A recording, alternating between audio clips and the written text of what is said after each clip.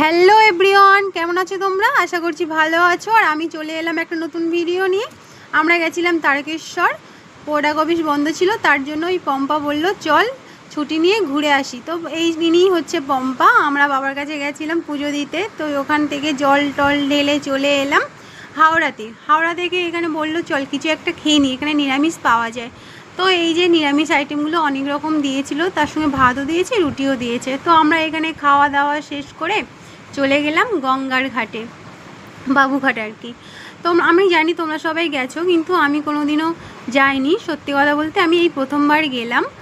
আর এখানে নাকি সন্ধ্যা আরতিটা খুব সুন্দর হয়, দেখার মতো পুরো। তো আমি আজকের দেখার সুযোগ হলো আমার। যাই হোক, এটা আমার কপালে ছিল দেখার সুযোগ। এই যে নদীর ভিউটা দেখো বন্ধুরা, এত সুন্দর লাগছে কি বলবো, মনটা পুরো শান্ত হয়ে যাচ্ছে। এই যে কত সুন্দর দেখো। আর এখানে প্রচুর লোক হয়েছিল সন্ধ্যাবেলা সন্ধ্যা আরতি দেখার জন্য। আর এটা হচ্ছে লঞ্চ, এটা ঘোড়ার লঞ্চ, মানে এটাতে লোক ঘোরে আর কি। আর এই যে সন্ধ্যা আরতি আরম্ভ হয়ে গেছে। সত্যি কথা বলতে বন্ধু, এরা এত স্টেপ বাই স্টেপ এত সুন্দর করে এনারা যে আরতিটা করে, মানে এনাদের আরতি দেখে আমি তো মুগ্ধ। মানে এত ভালো লাগছে, মনটা পুরো শান্ত হয়ে যাচ্ছে আর ভক্তি চলে আসছে।